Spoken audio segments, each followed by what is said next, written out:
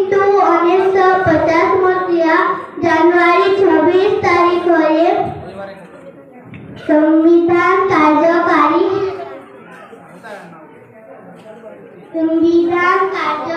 ହେଲା। ସେ ଦିନ ଠାରୁ ଆମ ଦେଶ ଭାରତ ବର୍ଷ